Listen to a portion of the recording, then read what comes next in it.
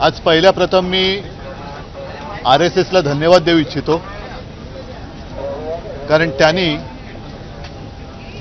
औरंगजेबाच्या थडग्याचा विषय ज्यांनी काढला होता त्यांनाच त्या थडग्यामध्ये गाडलं। आपण आता जे काय चालले राज्यात त्याच्यावरती न बोलता या जुन्या कुठल्या तरी गोष्टींवरती बोलत राहायचं, त्याच्यावरनं दंगली घडवायच्या, ह्याचा सगळ्यांना आता कंटाळा आलेला आहे आणि म्हणून मी RSSला मुद्दामून धन्यवाद देतोय। दुर्दैवाने दंगल जेव्हा घडली किंवा घडवली त्याच्यामध्ये महिला पोलिसांवरती ज्यांनी हात उचलला असेल त्याचे हात छाटले पाहिजेत आणि त्याचबरोबरीने ज्यांनी जाणीवपूर्वक जर का कोणी दंगल भडकवली असेल तर त्यांना सुद्धा व्यवस्थित कायद्याचा इंगात दाखवला पाहिजे। एकूणच काय की हे सरकार जे आहे सत्ताधारी ढिगभर आहेत आणि विरोधी पक्ष फक्त मुठभर आहेत। मुठभर असलेला विरोधी पक्ष ढिगभर असलेल्या सत्ताधाऱ्यांना भारी पडतोय आणि आजच सर्व पक्षांचं एक शिष्टमंडळ महामहिम राज्यपालजींच्या भेटीला गेलं होतं। याचं कारण असं, ज्या पद्धतीने कामकाज रेटलं जातंय हे सगळ्या नीतिमूल्यांचं अवमूल्यन करणार किंवा ही सगळ्या गोष्टी पायदळी तुडवणार आहेत। ज्या वेळेला राज्यपाल महोदय येतात आणि सदस्यांसमोर भाषण करतात तेव्हा ते माझं सरकार असं म्हणतात किंवा आपलं सरकार असं म्हणतात। याचा अर्थ त्या सरकारची जबाबदारी महामहिम राज्यपालांची देखील आहे आणि जर ही राज्यपालांची जबाबदारी असेल तर साहजिकच आहे कामकाज कसं चाललं पाहिजे आणि ते जर का व्यवस्थितपणाने चालवलं जात नसेल तर सत्ताधारी पक्षाचा सुद्धा कान पकडण्याचा अधिकार हा राज्यपाल महोदयांना आहे, तो त्यांनी बजावला पाहिजे। हे सांगण्यासाठी आज आमचं सगळ्यांचं शिष्टमंडळ तिकडे गेलं होतं। एकूण जर का आम्हाला एक अपेक्षा होती आणि ही अपेक्षा अजूनही पूर्ण करण्यासाठी या सरकारकडे जवळपास एक आठवडा आहे।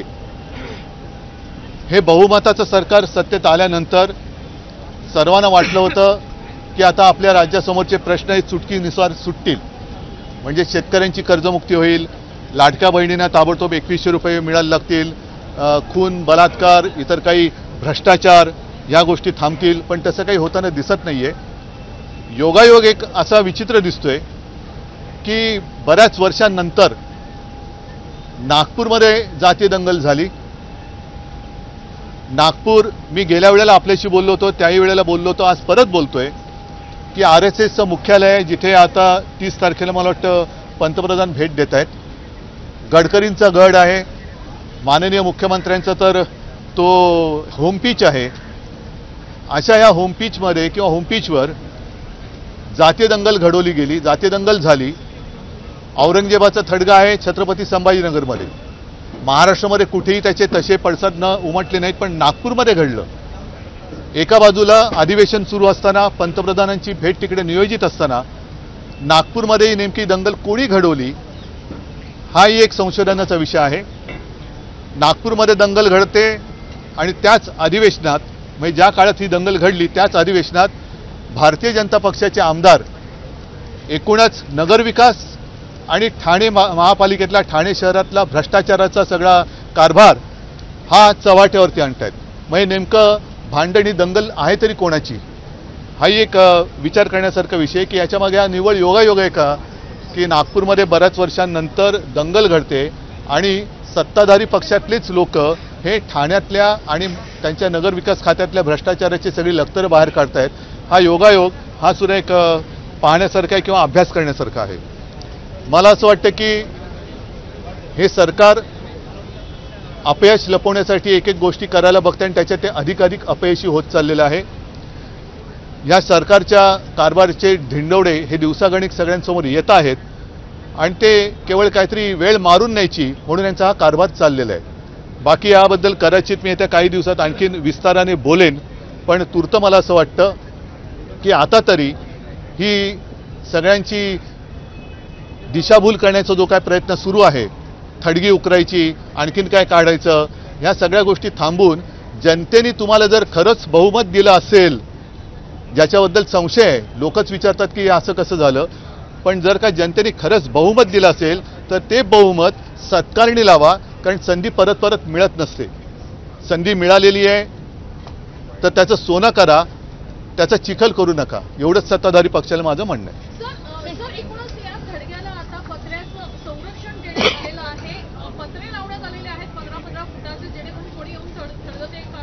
आता हे संरक्षण दिलं कोणी?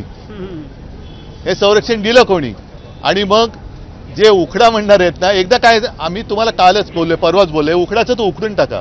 कोणी शिवप्रेमी हा औरंगजेबाचा प्रेमी असूच शकत नाही, त्याच्यामुळे थडगा उकराचं जर जरूर उकरा, पण दुतोंडी भूमिका घेऊ नका. म्हणून मी परत एकदा राष्ट्रीय स्वयंसेवक संघाला खास धन्यवाद देतोय की त्यांनी तरी कान टोचलेत. आता हे टोचलेले कान किती काळापर्यंत उपयोगी पडत आहेत ते बघूया, का 30 तारखेनंतर परत आणखीन काहीतरी होईल हे सुद्धा पाहण्यासारखं असेल. पण मला खरं गेले 1-2 अधिवेशन आश्चर्य वाटत होतं की अधिवेशनात हा मुद्दा आला कसा नाही. दरवेळेला अधिवेशन आलं की हा मुद्दा काढला जातो, त्याच्यात नवीन काय? पण माझं काय म्हणणं आहे की शेतकऱ्याच्या ज्या काही चिता पेटतात त्याला जबाबदार कोण आहे? त्यांच्या माता भगिनी ज्या टाव फोडतायत, त्यांच्या मुली बाळी ज्या सांगतात की आमच्या वडिलांच्या आत्महत्या झाल्या, आमच्या वडिलांची हत्या झाली आहे, त्यांच्याबद्दल चौकशीचं काय? त्यांच्या चौकशीचं, जसं देशमुखांची हत्या झाली, त्यांची मुलगी बोलते की बाबा माझ्या वडिलांच्या हत्येचं काय? गुन्हेगारांना पकडणार त्याच्या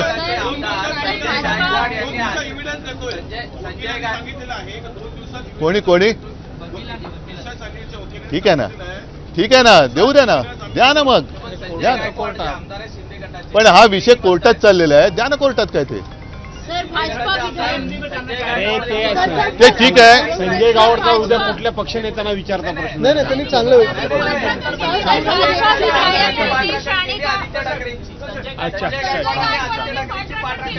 नाही, त्यांना खास धन्यवाद देतो, कारण आमच्या घराण्याच्या 6-7 पिढ्या जनतेसमोर आहेत. त्याच्यामुळे ह्या विषयात काही तथ्य नाहीये. दूर तक कोई असं ज्याला म्हणतो तसं काही दुरान्वयाने सुद्धा संबंध नाही. पण जर का राजकारण ह्या वाईट बाजूला न्यायचं असेल तर मग मात्र सगळ्यांचीच पंचायत होईल. कारण खोट्याचं जर का तुम्ही नायटा करणार असाल तर ते तुमच्यावरती बुमरँग होऊ शकेल, हेच या लोकांना मी सांगू इच्छितो. वो बकवास है, उसके बारे में मैं कुछ बोलना नहीं चाहता. यांना मुलाखतीत एक प्रश्न विचारण्यात आला, एका वाक्यात उत्तर विचारण्यात आलं, शरद पवार आणि तुमच्या बाबतीत त्यांचं काय मत आहे असं विचारण्यात आलं. त्यावर ते असं म्हणाले की भरवसा नाही. ते गाणं होतं ना, कुठलं गाणं होतं ते? माझ्यावर भरोसा नाही काय? जरा जोरात बोला ना, माझ्यापेक्षा तू. माझ्यावर भरोसा नाही का असं गाणं होतं ते? हा, सोनू तुला माझ्यावर भरोसा नाही काय असं विचारत आहे ना. म्हणून नाही, ते गाणं जे होतं, मला वाटतं त्या गायिकेचा सत्कार सुद्धा तेव्हा देवेंद्र मुख्यमंत्री होते आणि वर्षावरती केला होता. सोनू मग तुझा माझ्यावर भरोसा नाही काय, म्हणून तुम्ही हा दुसरा घरोबा केलाय काय? वो बकवास लोगों को मैं जवाब नहीं देता. कान टोचले की नेत्यांनी असं प्रक्षोभक भाषण करून असं देवेंद्र फडणवीसांनी देखील कान टोचले. मी त्याचंही स्वागत करतो त्यांच्या वक्तव्याचं. जर देवेंद्रजी असं म्हणाले असतील की नेत्यांनी भडकाऊ भाषण करू नये, तर त्यांच्याकडे जे आगलावे लोक घेतलेत त्यांनी, दुर्दैवाने काय होतंय की विरोधी पक्ष संपवला, ज्या विषाचा त्यांनी उपयोग करायचा प्रयत्न केला तेच विष आता भाजपला मारतंय.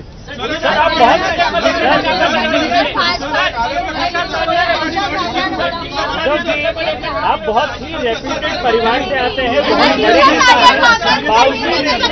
चला ठीक आहे, चला धन्यवाद.